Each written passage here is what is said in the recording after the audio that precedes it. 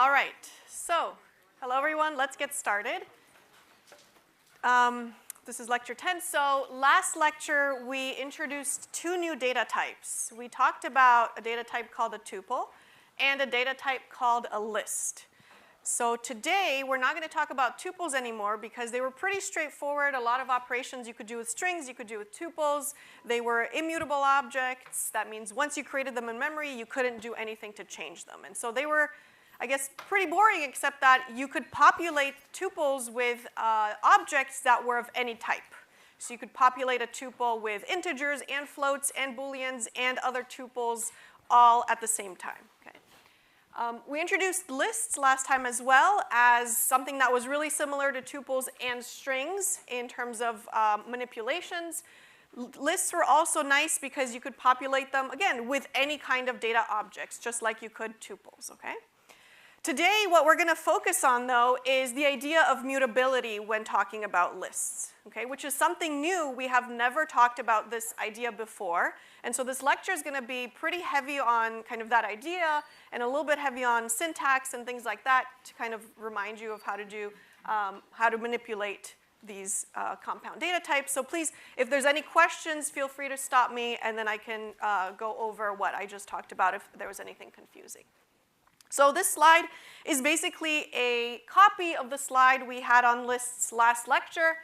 It shows a bunch of different operations that you can do with lists. They're very similar to operations that you can do with strings, right? So here I'm just creating an empty list. I'm creating a list with a bunch of elements in it. So here we can see that this list contains 4 elements. And they are all of different types, right? This is an integer, this is a string, this is an integer, and this is another list. And that's totally okay to do with these data types. Doing all of these operations, getting the length, indexing, slicing, concatenation, getting the max, all that should be a review, as well as iterating a for loop over the elements in a list directly. So just like we iterated a for loop over characters in a string, this loop basically makes E, our loop variable, take on the value of every single element in our list L. What's new, the bolded thing here, is something we haven't been able to do before, and this basically goes into memory and changes the element at index 3 in L. So that's kind of how we read that. And it changes that element to have the value on the right-hand side. So this is kind of, we read it in the same way as we do other assignment statements. We look at the right-hand side and we evaluate that. In this case, it's only a 10. But the left-hand side looks different, right? It's not a variable name as we have seen before, but in fact, it's referencing the item in list named L at index 3. So that would be index 0, 1, 2, 3. This line of code down there, L square brackets 3 equals 10, basically replaces this entire element here with the number 10. Okay? So on the next few slides, we're going to talk about what exactly this means inside memory, because it's different than what we've been doing before. So what exactly happens when we go into a mutable object like a list and we change an element using this exact syntax? All right, well, let's draw our memory diagrams the way we have been in the past. Here's our little cloud representing the memory. L equals 243 creates this list for me in memory, this list object. And L is the name that I'm referencing to this list object, right? So I'm basically binding the name L to that object in memory. L square brackets 1 equals 5 tells Python to follow the name L to the object in memory, and then look up the index in the square brackets, in this case index 1, so that's 0, 1, this 4, and take the element at this location and override it to be whatever the right-hand side says. So the right-hand side says 5, so basically we're going into memory and changing that middle element. Okay? So this is different than strings and tuples. We were not allowed to do anything like this with strings and tuples. So let's look at an example on the next slide about what this means. But the idea here I'm trying to get at is this object that we have changed one of the elements inside for which we've changed one of the elements, we've changed the object itself. We didn't make a new copy. We didn't kind of make a version of that object. We have changed the object itself. So let's see maybe similar code that might have that you might think does the same thing except with tuples. All right, so the first two lines of code are going to be the same. We've got L in memory being the object 243, or L being the name bound to the object 243, L square brackets 1, so L at index 1 equals 5, changes that middle element to be a 5, okay? Same as the previous slide. Now, what if we had these two lines of code? T is going to be a variable name that's bound to the tuple 243. So notice this is now the tuple denoted in parentheses. If I say T is equal to 253, what happens? Basically, with this line, I am creating a new object in memory. Okay, so there's my new object, and I'm taking the name T and I'm binding it to this new object, right? The old object, 243, as a tuple, still remains in memory. I have not modified that object at all. It's still there, I've just lost the binding to it. So the name T is separate from the actual object in memory, right? In terms of tuples, what that means for us is we can never change the tuple object in memory once we've created it. But with lists, using this specific operation, this one right here, L square brackets 1 equals 5, this does allow us to go into memory and literally change that object, right, that is associated with the name L. Is everyone okay with this slide? Does this make sense? This showcases the difference, right? So you need to think about what is the name of the object versus the object itself in memory. Okay, so that shows you how to create a list and then go ahead and change elements to different values within that list. But now that we have a list object, right, that we can mutate, other operations we can do with it is to, let's say, add more items to the end of the list. So we can make the list bigger, right? We can mutate the object by doing that using this append function. Now, I'm going to talk about the syntax of the append function in a little bit. But basically, if I want to mutate L to add an item to the end of it, I have to use this syntax. There isn't a different form, a different function to do this. So this specific syntax has to be used. Append is basically the function name, okay? Element is going to be the parameter, the thing that I want to add on to the end of my list. And L, the thing before the dot, is going to be the object I want to add the element to the end of the list, right? So L, in this case, I'm using it generically, but you can imagine creating a list of employees in your company, right? Then you might name that list employees. In that case, we would say employees.append, Anna or whatever, right? So that L is just kind of generic for now, but it gets replaced with whatever variable name your list is. So this operation basically mutates the list, okay? So it mutates it to be one extra element longer. And the element you're adding to the end of the list, to the right-hand side of the list, is going to be whatever is in the parentheses to append. So let's look at an example. So we're going to create L is equal to 213 in memory. And then let's say we do L.append 5. All right? Well, this line of code says look up L. It's this object in memory here, 213. And add the object 5 to the end of it. So I'm going to add the 5 to the end of the list. Now it's no longer 3 elements long, it's 4 elements long. And again, I didn't make a copy. I didn't preserve the original list with just 213 in it. I have literally changed this list in memory. That's referenced by L. Now, this function, append, is being used basically for its side effect. And the side effect here is mutating the list. After the function adds the 5, in this particular case, to the end of the list, the function doesn't need to return anything back. It's basically done its job to do the mutation. And so functions like append, and we're going to see other functions later, don't have any return value, okay? So one really common mistake as we're kind of learning about mutable objects and using these functions that mutate is to say, well, I'm going to do L.append5 and save this, the result of this function, back into the variable named L. And this would be incorrect. So let's see if we do this line of code, what exactly will happen. Okay? So it's an assignment. So the first thing we do is we look at the right-hand side and we evaluate that. Well, the right-hand side basically says L.append5, which is exactly the same as the previous line. So we're going to put another 5 to the end of our currently mutated list. Right? Just kind of going with these operations in order.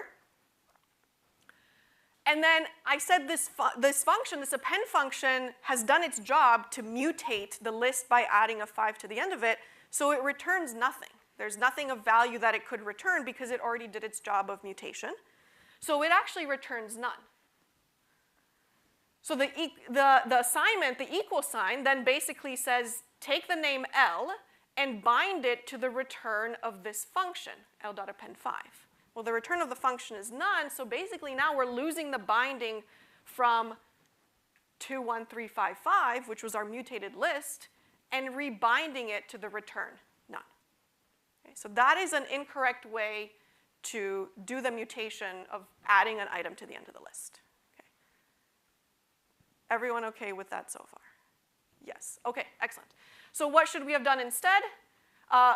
Yes, be careful about the append operation, right? You're doing a mutation, and you return none as a result, right? So you do not want to resave this to any variable. So instead, what we would do is we would just do the operation, right? There's nothing to save in any return variable. So if you wanted to add 2 5s to the end of that list, you would just say L.append5 again. And L would then have been mutated to be 21355. Okay? And so in your code, if you just print L in between these appends, if you printed L in between, after the first append 5, it would print this, 2135. And then if we print L after the second append 5, it would print 21355, right? Because it's kind of it's an ongoing operation. It's mutating this list, and now you're doing operations on the newly mutated list. Everyone, yeah? For the element, can you only use one integer, or can you do 5, 5? For the element, do you have to do one integer, or can you use 5, 5?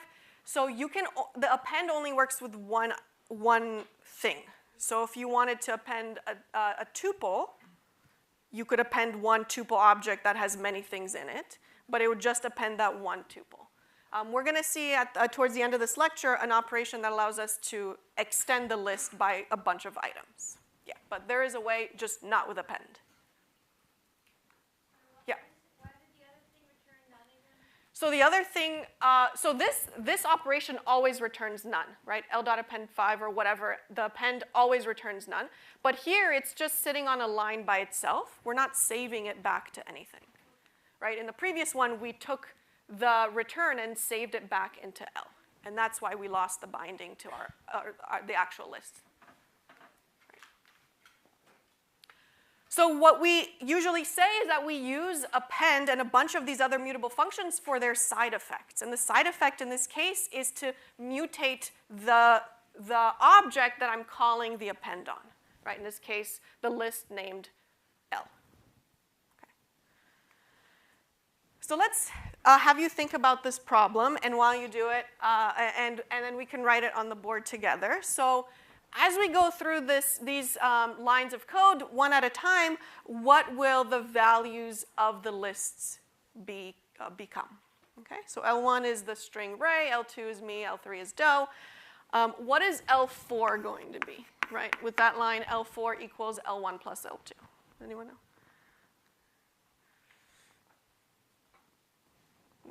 What's the type? It's concatenation, right? So concatenation with lists is like concatenation with strings. Yes? Yep. What are the elements in it? Yep. Yep. Exactly. I'm not going to do the strings, but you know what I mean. All right, so L4 with that line is just these two elements in a new list. Now, what happens with the next line? L3 dot append L4. Which one gets mutated, L3 or L4? L3 gets mutated, exactly. And what does it get mutated to? So L3 originally has DO in it. What am I adding to the end of L3?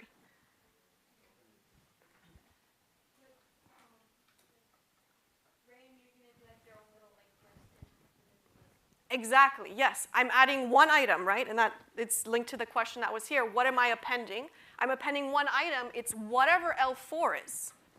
And L4 is this list. So I'm going to be adding Ray and me within my list here. Right, and I got to close this list here. Right? So this is one item, one object, one element, and this is another element right here. It just happens to be a list. Okay? What about the next line? L equals L1 dot append 3. What is the right-hand side going to give me? Am I mutating L1 or L3? Yes. And what am I mutating L1 to be? L1 is originally Ray, and what am I adding to the end of it? Yeah, exactly. This L3, which is this big thing here, right? So it's a list with two elements, the first one being a string, and the second one being another list, like that. Okay? So that's the right-hand side, and then what is the left-hand side going to be? What is L going to be? Yeah, exactly, yeah. Exactly.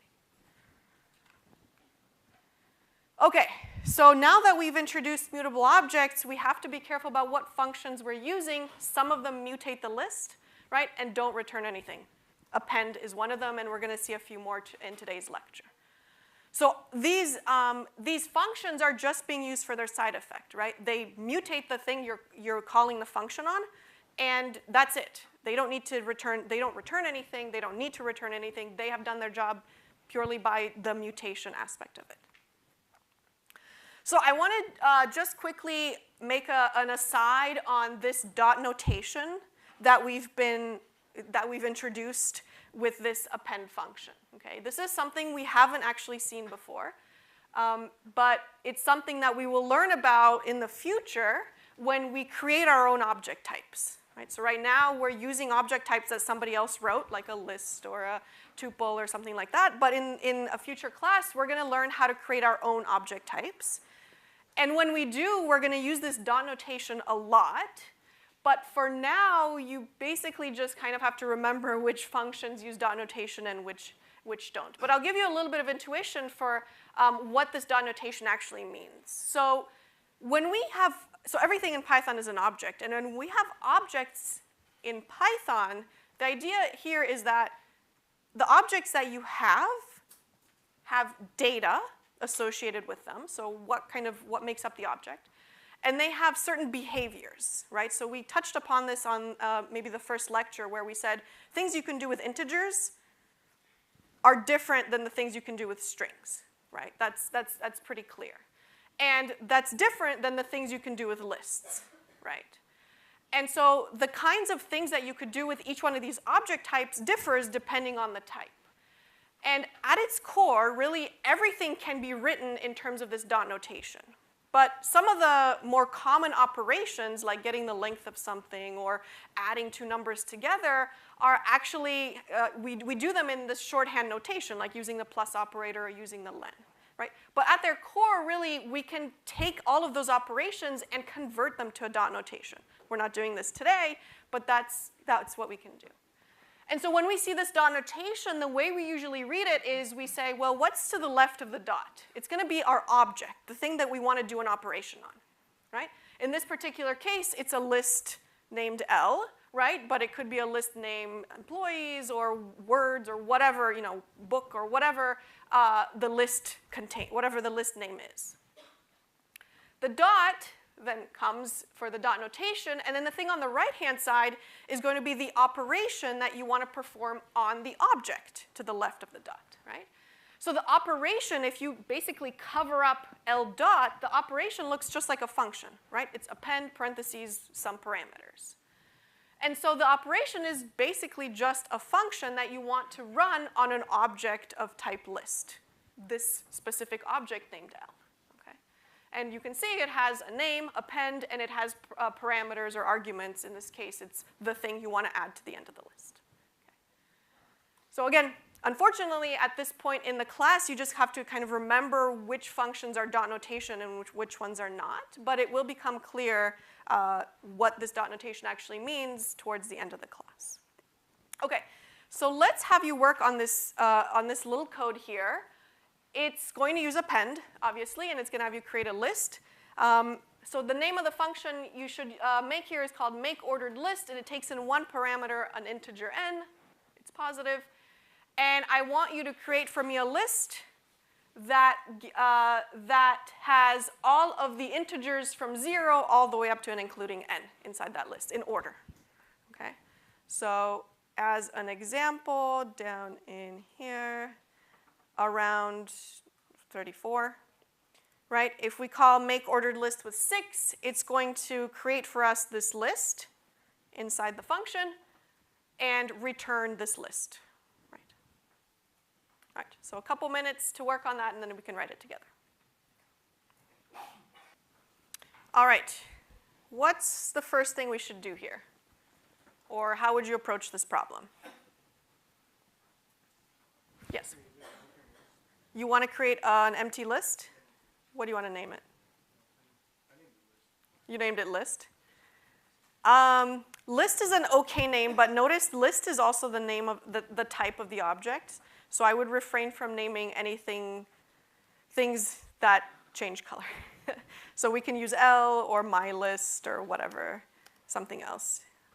MyList is an empty list, all right? So it's originally empty, and now we need to populate it with some stuff. You want to go on? Make a for loop. That goes over what? Yep. 0 to n plus 1, exactly, because we need our boundary to go up to and including n. Perfect. So now that I've got I changing to be 0, then 1, then 2, then 3, what do I need to do to my list? Yeah, exactly, append I. So my list, right, is the name of the list I've created, dot append I. Okay? The last thing, return the list, right? So return my list. So run it. Perfect. If we change this to 2, it still works. Okay? So just testing it out with a couple different inputs just to make sure it works. Questions about this code? Is it pretty, yeah? Is the 0 necessary in the range, or does it range default to 0? The 0 is not necessary in the range, yeah. It defaults to 0, exactly.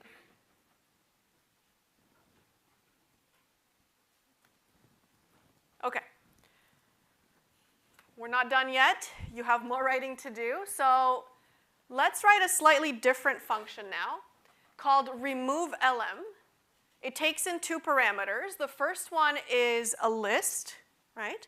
And the second one is going to be just some variable. It could be an integer, it could be a string, it could be whatever.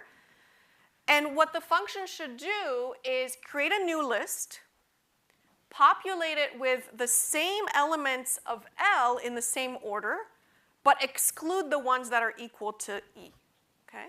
So you don't want to include the ones that are equal to E. Otherwise, keep everything in the original list L in the same order, okay? So as an example here, we've got if our input list is 1, 2, 2, 2, 2, and I call the function with L and 2, the list that this function returns should just contain one element in it, just the 1, right? So try your code for the next couple minutes around line 50, and then we can write it together. All right. How can we start?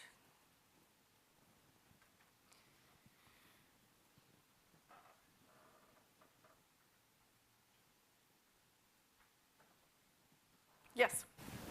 I created a new list. Yep, what did you name it? New list. Cool.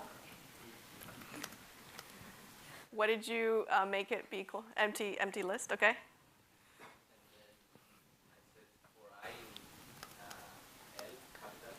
Yep, so for I in L, okay. And at this point, I would make a note for myself, because you used I, which in my brain means index, but I would make a note for myself that I is maybe 1, then 2, then 2, then 2, just according to this first example. So if I'm reading the code, I would just, I will remember that it's not the index, but go on. So for I in L directly. Then I said if I not in Like this? yeah Okay. then new list dot append I. Yeah. Okay. And then, And then you that's return good. new list. Return new list. Okay. Let's try it.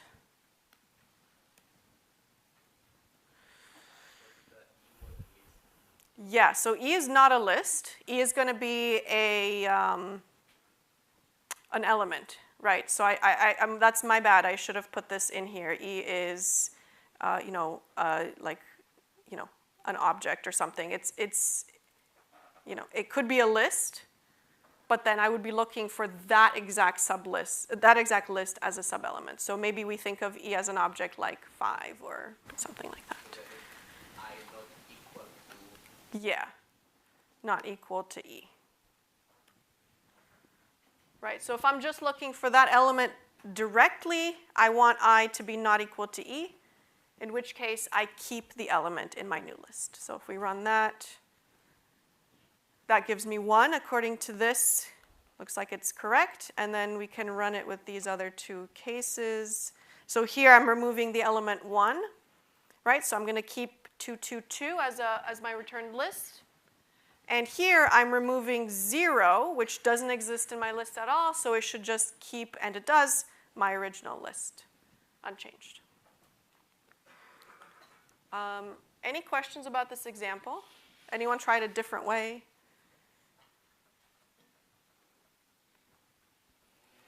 Okay.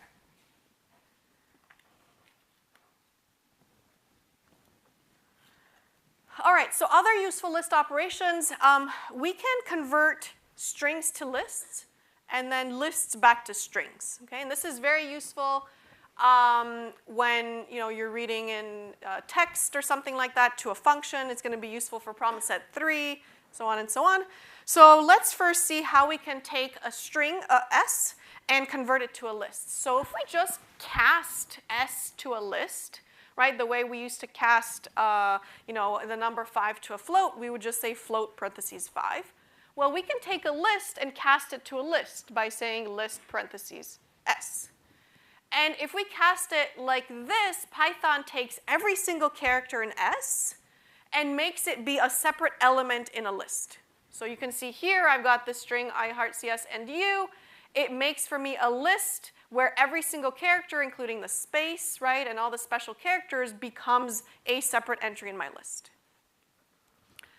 That's not that useful. I mean, it can be, but it's not that useful. What is more useful is to take an input string and split it on a particular character.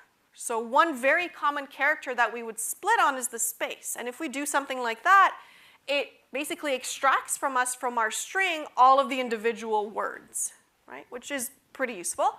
So here I've got s.split, and in parentheses I've got the character I want to split on. In this particular case, a space. So if I take S and I split on the space, Python will go from the beginning of the list to the first space, make that be one element in a list. It'll go from the first space to the next space in my string and make that be the next element in the list, and so on until it gets to the end of the list and makes that last bit the last element in my list. So here, when I've split on the space, I've got three base words, quote unquote words. I heart is going to be 1, and there it is as my first entry. CS is in between these two spaces, and that's my next entry, and U question mark is my last entry here. Okay. So this is a very useful function. We can, of course, split on any character we'd like. So here I am splitting on the less than character. So there's only one, so if I split on the less than character, one element in my resulting list is just the capital I, and the remaining element in my resulting list is the 3 space CS and U, and there it is right there. All right, so once we have a list, we can also go backward. We can take this list and convert it back to strings. So we use this this join function here. And the thing before the dot is going to be what character you want to join the list elements with. And this is the list you want to join back into a string. So let's look at an example. So let's say I have list L that has 3 entries in it, A, B, and C.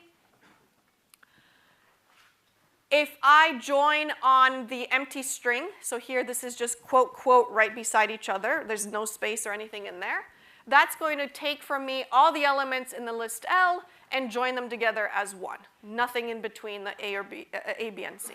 Right? And this operation here will basically make for me A, B, the string ABC. If I join on an underscore, right, you might have guessed, it'll join A, B, and C with an underscore in between each character. So there it is, A underscore B underscore C. Right? You can join on any character you'd like. I don't know if you can join on multiple characters, but I don't see why not. You could try this out on your own. Join only works with lists that contain only string elements. So if we try to join a list that has just integers or floats or booleans, anything that doesn't contain a string in it, then you'll get an error, right? Because it's basically trying to put all these back into a big string. If you wanted to join non-string elements, you would have to basically loop through and cast every one of these to a string first and then join them together. So if you want to join 1, 2, 3, you would have cast them to strings, and then you could join them to make the string 1, 2, 3. Okay, so let's have you work on this example. So here we're going to try to split the input. So here's a function called count words. It takes in one input sen for sentence.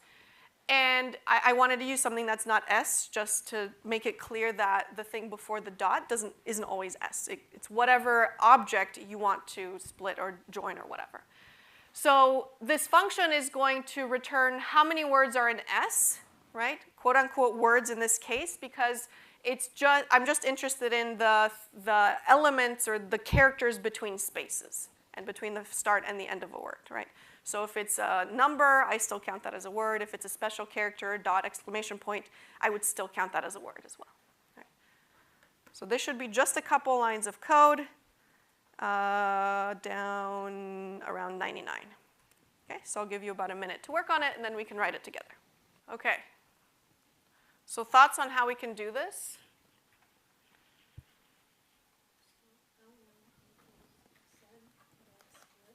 L1 equals sen dot split, yep. Yep, sorry, parentheses, space, yep. And then return the length of L1? Yep, and then we can return the length of L1. Perfect. Let's run it on these 2 examples, and should print 3 and 12, and it does. So notice how easy this was with lists, right? Because lists are a data structure that's just kind of naturally iterative. And so running len on this split list or split string, which gave us a list, is really easy, right? It's a 2-line piece of code.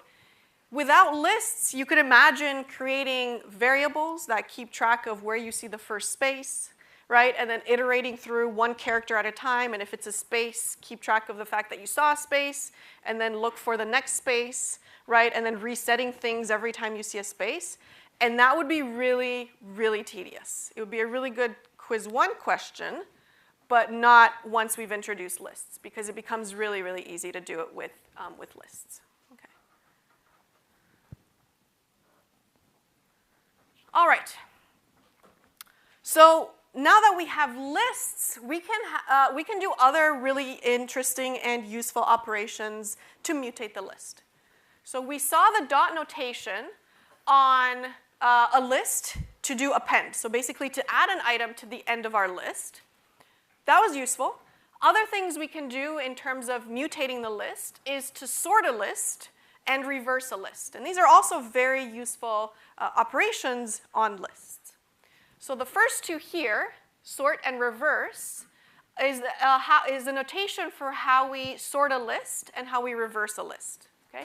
And these will mutate the list that you call the functions on.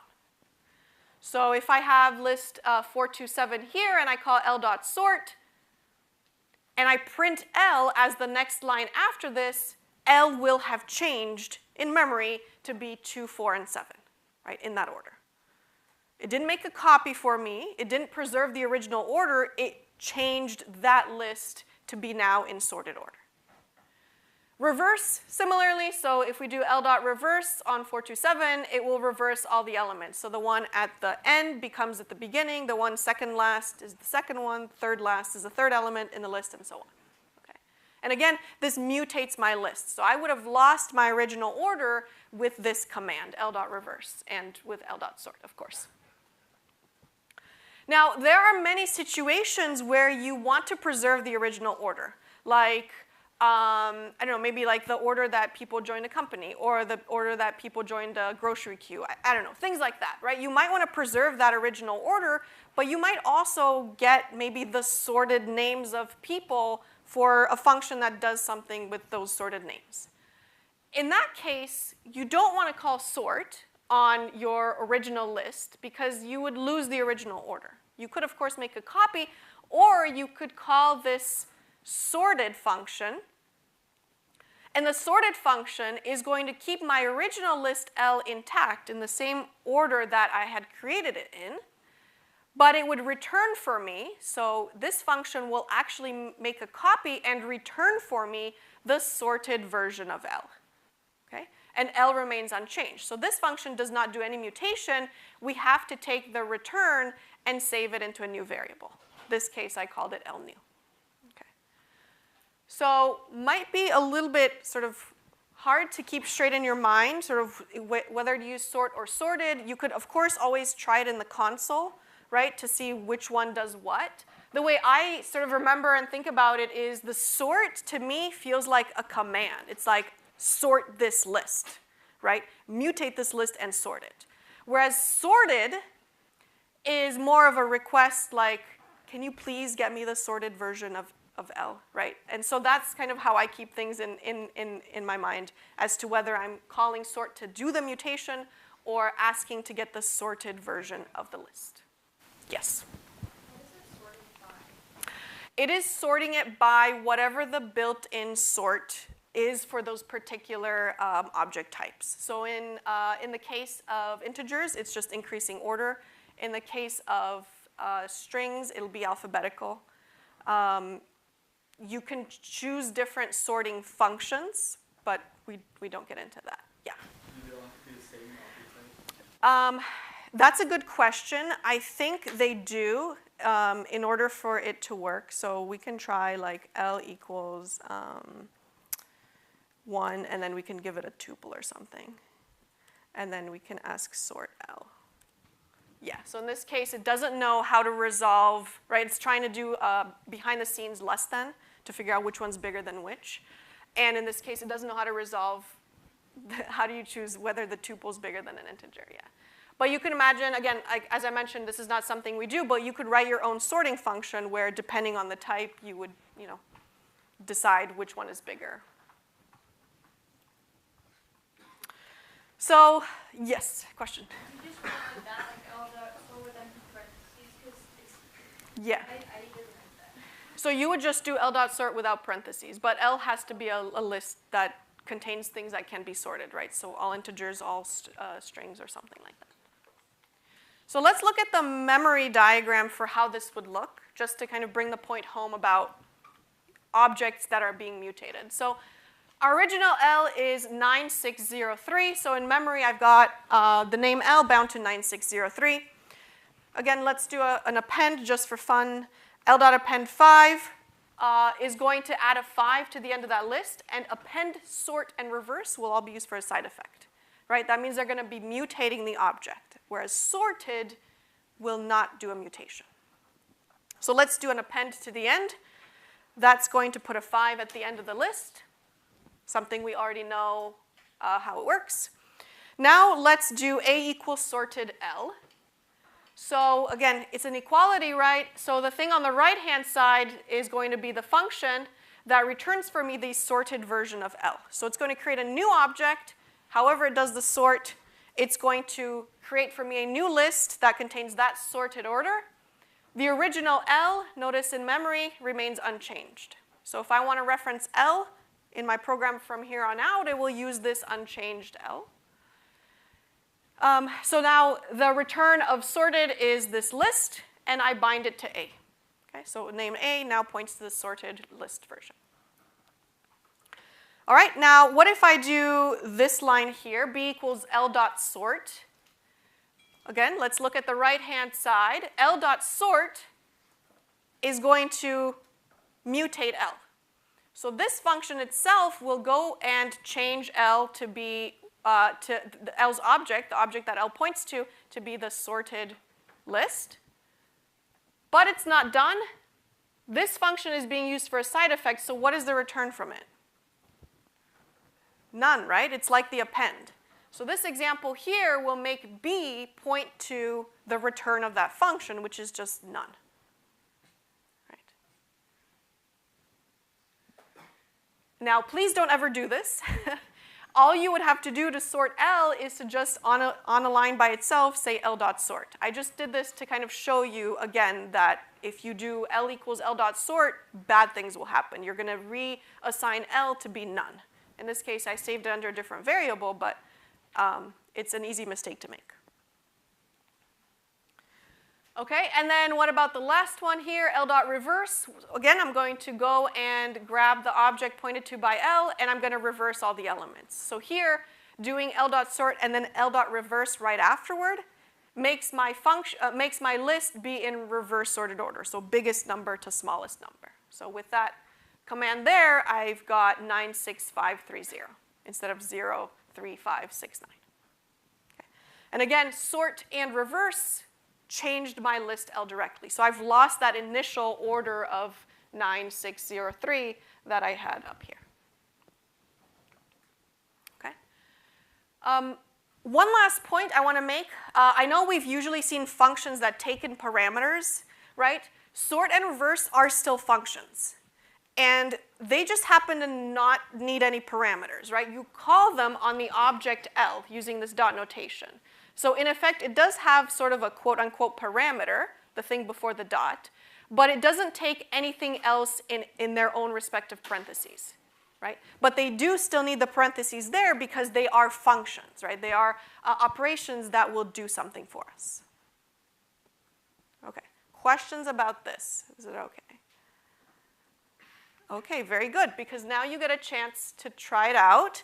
So let's have you do something similar to what we did last time.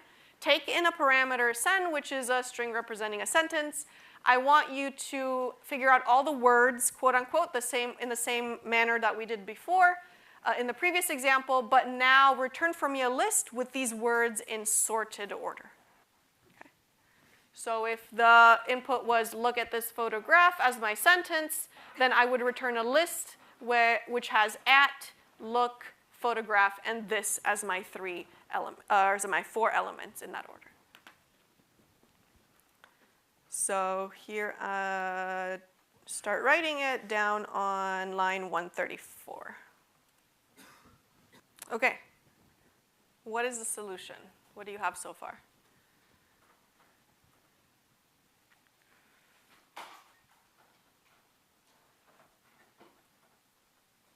Yes? L equals sen dot split with the two parentheses. L equals sen dot split, and we split on a space. Got it? Okay. And then L dot sort parentheses with nothing in them. Got it? And then return L. Return L. Perfect. Okay. Let's see if that worked with our 2 examples. Yep. There's my first one, there's my second one. Anybody do it a different way? Did anyone use sorted? Yeah.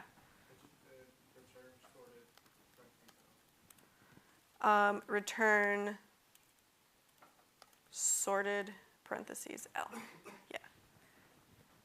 Is that how you? Yeah, it's just instead of L, it's send us split. Yep, we could do it all in one. Perfect. Yeah, this could be a one-liner for sure. Yeah, so this works because this thing here creates for me a new object. I could have saved it in a different variable and then returned that variable, but this does it all in one. So just for completion's sake, if we comment out the other solution, this way still works. Questions so far? Okay. All right, so what we've seen so far is a bunch of these functions, built-in functions, right, that have these side effects. They mutate the input list. So we can actually write our own functions that have a side effect, where if we pass in a parameter that's a list, we can have our functions mutate that list however we'd like.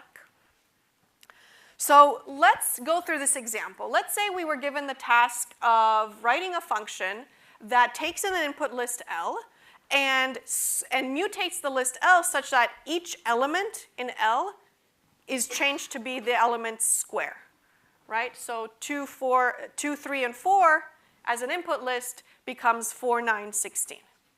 Right? And I'm mutating that list. I'm not creating a new list and returning the new list. I want to actually mutate the input list L. So if we were faced with this task, the way that we would kind of go about it, maybe based on what we've learned so far, is to say, well, I'm going to iterate through each element in L because that's the very Pythonic way to do this, right? So I'm grabbing the element in the list L. But then I would be stuck because the syntax for changing an element at a particular location, right, is L at I equals, whatever the changed thing is. But my loop variable is iterating through the element directly. So what's my index in this particular case? I don't have it in hand, right? I have the element, but I don't have the index. So what are some solutions? Well, a first solution could be right before the loop to create a new variable that keeps track of the index, right? So you make I equals 0 right before the for loop, and inside the for loop you increment I each time. Now you're keeping track of the index yourself. Option 2 is to change what we iterate over. So instead of iterating through each element in L directly, let's iterate over the index. So iterate over range length L. In that case, the range length L basically becomes range 5 or 20 or whatever the length of my list is. And a last option is to try to use this thing called enumerate, which is a Python keyword, I guess, function, Python function. And the syntax for that would be for tuple I comma e in enumerate L. So I'm basically wrapping L inside this enumerate function. And Python, each time through the loop, makes this little tuple I comma e be the index and the element at each location, each time through the loop. And so it gives you a 2-for-1 kind of deal here using this enumerate function. I'm not going to go over option 1 or option 3. I do encourage you to try to look these up or try to implement them yourself, but I will go over option 2 in these slides. So if I were to iterate over the index directly, the way I do it is I'd have to change the loop variable, right? For I in, and then the thing I want to loop over is all of the indices, right? So I want to get the numbers 0, 1, 2, 3, 4, all the way up to the, but not including the length of L, right?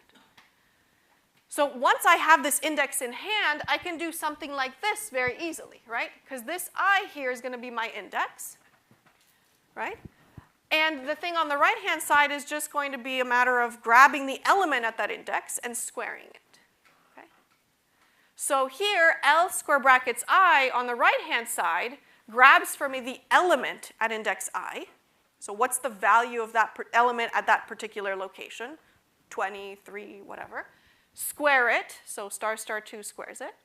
And then the thing on the left-hand side is the syntax for changing the element at a particular location, right? We saw this way back on slide 2. Right?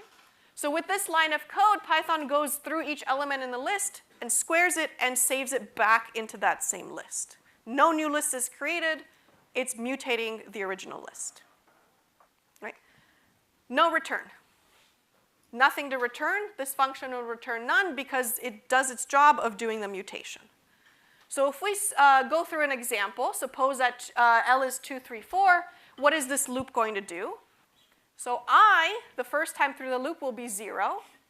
And then that first time through the loop, it will mutate I. So it says L square bracket 0 equals whatever the element at 0 is, the 2, squared. So L square bracket 0 will be changed to 4. Right? So we've mutated the element at index 0 to be a 4, and everything else is the same. Next time through the loop, I'm mutating the list that I had just mutated, right? So the first element is still the mutated value 4, but now I'm going to change my element at index 1 to be 3 squared, 9. Last time through the loop, all the elements up to index 2 are going to be the mutated elements, so 4 and 9. And then the last time through the loop, I'm mutating the 4 to be 16, right? The square version of that. Okay, so to check that we did the mutation correctly, what we would do is we would create an input list. I called it LIN. And I've set it to 2, 3, 4, my example. If I print before the function call the value of LIN, it's 2, 3, 4, as expected. It shouldn't be anything different than that. Then I make a function call to the function that we just wrote. Note, I'm not returning anything here, so I'm not saving the function call to any variable. Right?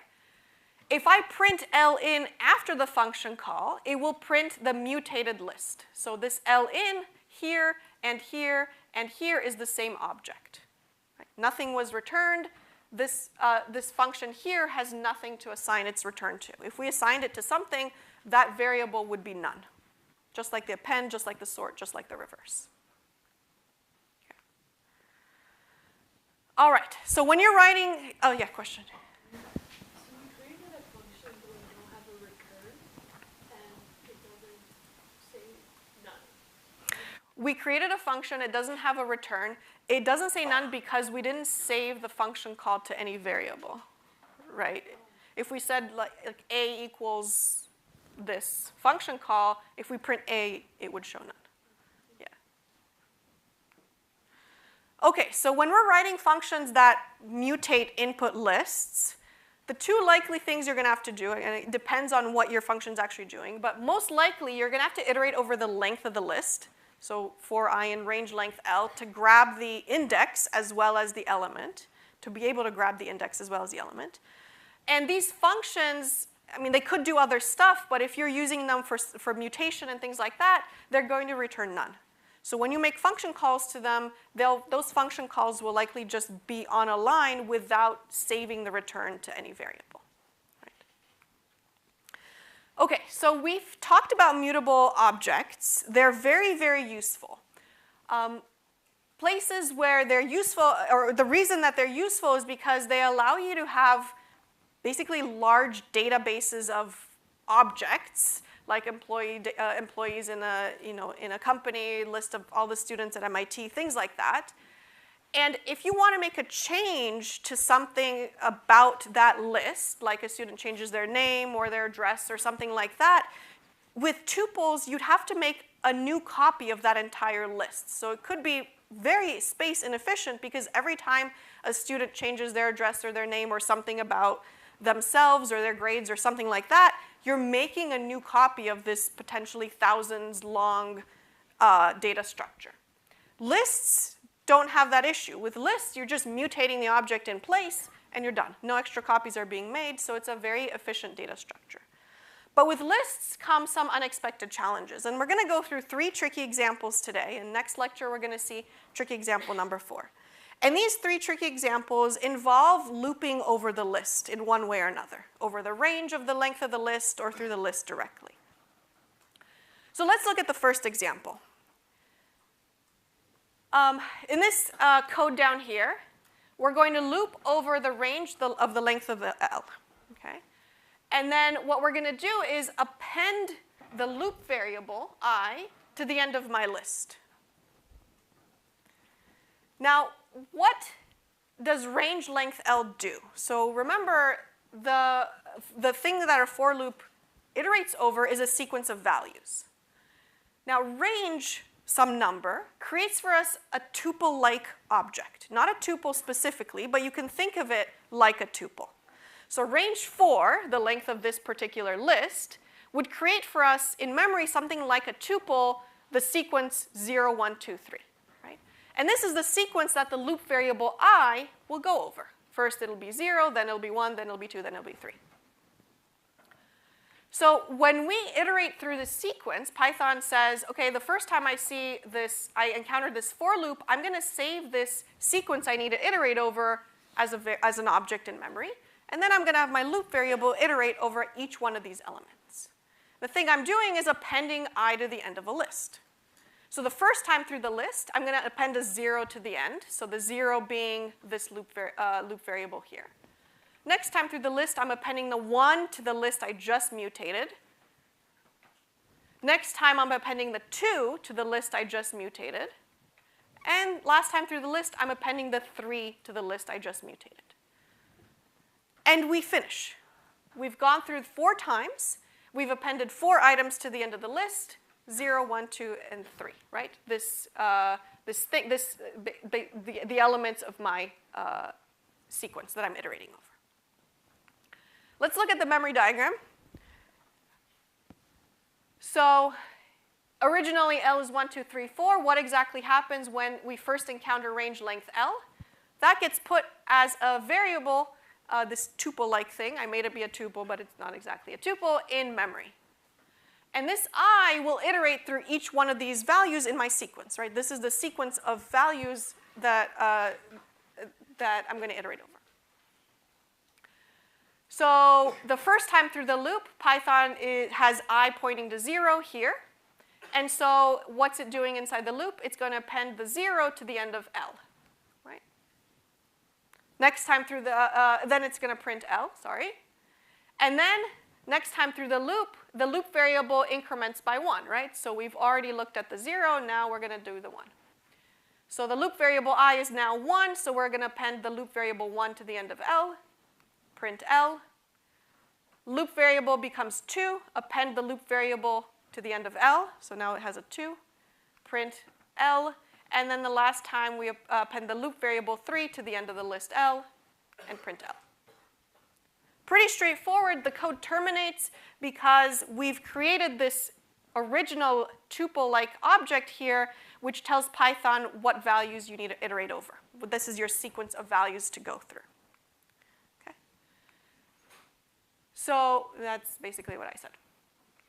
So let's look at a slightly different example. So in this case, instead of iterating over the range length L, let's iterate over the elements in L directly, so for E in L. Now, to keep things sort of in parallel to what we had done before, let's create a loop variable I equals 0 before the for loop, and let's increment it by 1 each time through the loop. So we're going to still append 0, then 1, then 2, then 3 to the end of our list. So in this particular case, we start out with the memory diagram like this. So we have L pointing to 1, 2, 3, 4. Loop variable I is going to be 0 originally. And E will first point to the first element in the list. Right? That's what the for loop over the elements in the list does. So going into the list, we say L.append I. So at the end of L, I'm going to mutate it to contain a 0. Good. I increment I by 1. Good. I print L. Okay, good. And then the next time through the loop, Python says, all right, what's the next element in my sequence? Well, I looked at the 1 first. Now let me look at the 2. All right. Now I'm looking at the 2 as my next element in the sequence. I'm going to append I to the end of the list, right? So I'm going to append 1 to the end of L. Increment I by 1 to be 2, print L. Okay, next value in my sequence. E increments to the next element in the sequence, the 3. We append I to the end of the list, so we append 2 to the end of L, increment I by 1, print L. What do you notice? Is this code going to terminate? No, because our loop variable will always be 4 elements away from the list, the end of the list. Right? As I'm adding an item to the end of my list, the loop variable iterates to the next item. But then I'm adding another item to the end of my list, and my loop variable iterates. And so we're always going to be 4 behind the end of the list. So this code will actually never stop. Okay. All right. So the difference here is what I'm iterating over. In the previous example, as soon as Python saw range, length, whatever, it made this predefined sequence of values it needed to iterate over. But here, it doesn't do that because it's iterating over my object L. There's no predefined sequence to create. It's supposed to iterate over L directly. Okay, so that's the difference between these two. All right, so now I'm going to show you, before I do the last tricky example involving concatenation, I wanted to mention one thing, which is there was a question earlier, how do we actually add more than one item to the end of our list? And we do that using this extend operation. And this extend operation is kind of like append, but we are going to add all of the elements of some list, as the parameter, to the end of our list L. So in effect, we're mutating L to be extended by all the elements in some underscore list. So here's an example. First, let's do concatenation just to remind ourselves what it does. So L1 is 2, 1, 3 in memory. L2 is 4, 5, 6 in memory. L3 is going to be L1 concatenated with L2. Pretty straightforward. It's concatenation. So Python creates for me a new object, which is all the objects in L1 and L2 put together as this completely new object bound to the name L3. So L1 and L2 remain unchanged. No problems there. But the extend is going to mutate. Notice the dot notation format of extend. It's going to mutate L1 to be extended by all the elements in this list. So it's going to add a 0 and a 6 to the end of L1. So here it is. I've got L1 mutated to be 2, 1, 3, and then 0, and then 6. Right? So just to bring the point home, the thing we're extending by is all of the elements of this list in the parameter. Right? So in this particular case, L2.extend will be extended by how many elements? 2 or 4? Yeah, I see 2.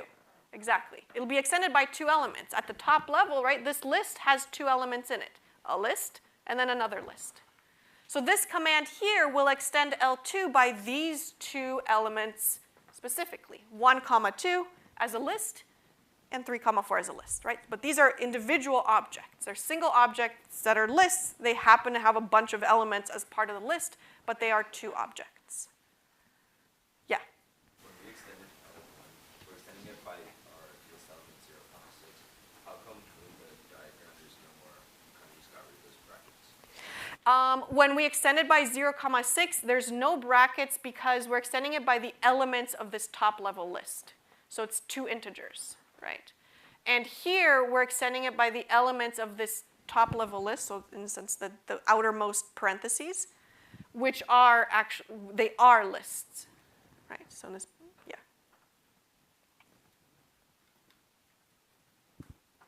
Okay. So that introduces extend. We're not actually going to use extend for this particular example, but I did want to mention it. In this example, we're going to use the plus, the concatenation operator, to create for us this new object and bind it to L again. So let's see what this is going to do. First, I'm going to actually tell you the answer, and then we'll do the memory diagram again to bring the point home. So this loop will again loop through all the elements in L. Originally, it's 1, 2, 3, 4 in a list. All right? So what is the actual loop going to do? It's going to take whatever's in L, double it, right? So originally L is 1, 2, 3, 4. The first time through the loop is going to create a new object, which is just L 1, 2, 3, 4 doubled, right? I've concatenated L with itself. And then I'm going to save it in my new, as this new object with the name L again. That's the first time through the loop. Second time through the loop, I'm going to take whatever L was mutated, or whatever L was before, sorry, not mutated, but whatever L was before, so it's 1, 2, 3, 4, 1, 2, 3, 4, double that, and save it under the name L. Second time through the loop.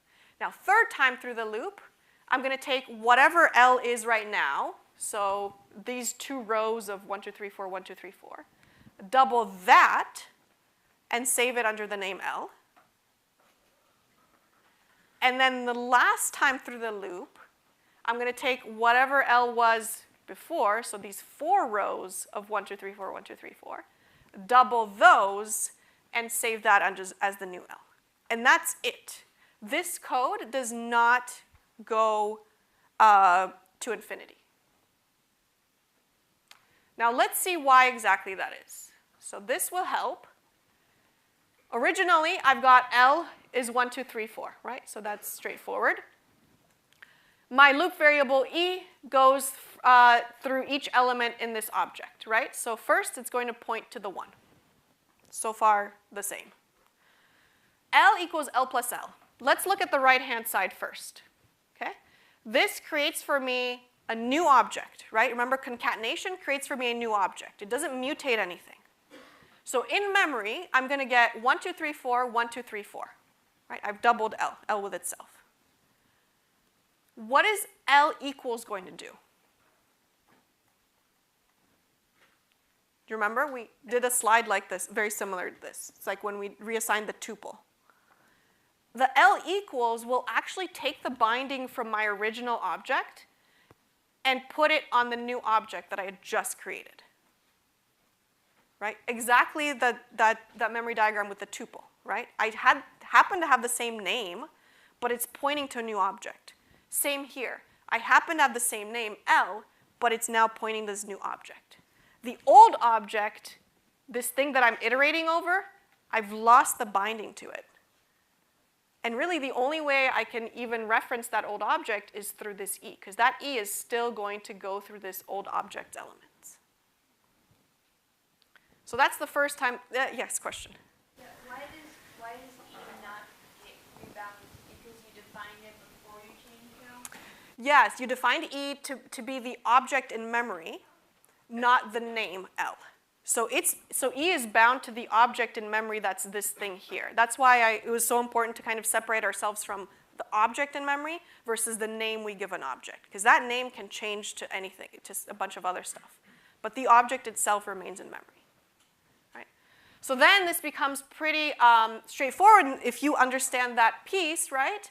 The first time through the loop, I've got L assigned to this new object here. I've lost the binding to my original list that I'm iterating over. So when I print L, I print this. Next time, E increases to the next element in my sequence, right? L will double what it currently is. So it's currently this thing here. It's going to double to that. And I'm going to lose the binding from the original, or not the original, but this thing that I had just bounded to bind it to the next object that I had just created.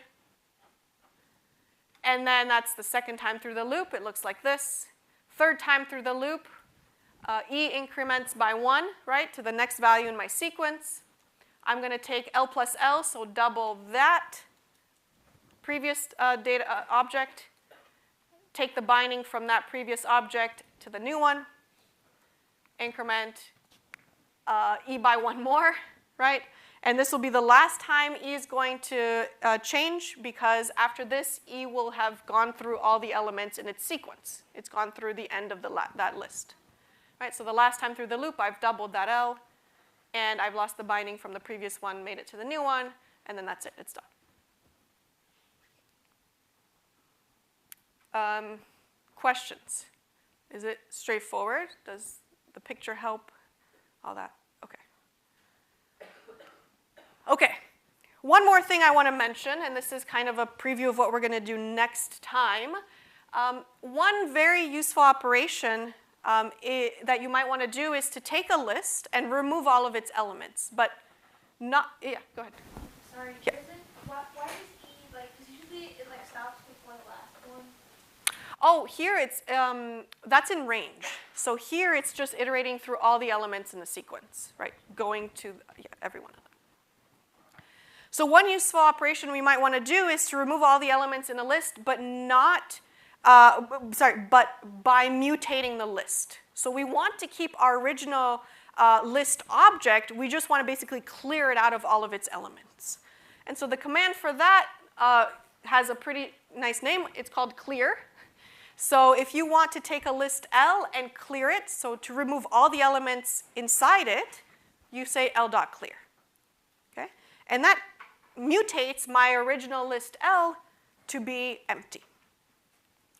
So one thing that might help sort of with this mutation lecture and figuring out which object is which and whether you've created a new object or not is to ask, how do I know that this object is the object that I'm mutating? And to do that, we're actually going to use this function called ID. And ID lets us kind of get the memory location or memory object or the ID of the object itself in memory. So the code on the left is code that takes in a list L. We get its ID to see what is this object in memory, what's its number. Append an 8 to it. We're going to see that the ID of this is going to be the same as the ID of this because we're mutating L. We're not changing it, we're not creating a new object. And then lastly, we're going to clear it and check the ID again, and you're going to see that the ID is exactly the same in all of these different cases. Okay? So I'm doing this just in the console, just to show you real quick. So here I have 456 as my L, right? Here's L456. The ID of it is this number here. We could just look at the last three digits or whatever, 808. Let's append an item to the end of our list, right? L mutated to contain that item. The ID of L remains the same, right? Ends in 808. It's the exact same object in memory. We've mutated it. L.clear, L, empty list, right? I've removed all the elements of L. And the ID of L will show me that it's this exact same object, right? I'm just mutating this same object in memory. Let's do that again, except in the new version, instead of using L.clear, I will say L is equal to the empty list. And this is also a really common mistake to make. So here I have L is 456. Again, this is my L. Let's get the ID of L. It's going to be a new one, because I've reassigned L to this new list, right? So this one ends in 312. Again, let's do an append just for fun, right? The ID or L, ID of L is going to be, again, 312. But now if I say L is equal to the empty list, this is exactly the same as the situations we've seen before with the tuple and with that tricky example number 3. When I say L is equal to the empty list, Python takes my name L and assigns it to this object that is the empty list. My original object, 4568, is still in memory. I've just lost the binding to it, right? So here's L. It's an empty list. But the ID of L is now going to be different, right? Originally, I was working with this list at ID 312. But after I said L is equal to the empty list, I've lost the binding from that old list and rebound my name L to this new empty list, right? And you can see this using this ID, which is pretty cool. Okay, quick summary. So we saw lists and tuples as a way for us to create these compound data structures that can contain any kind of object as their elements.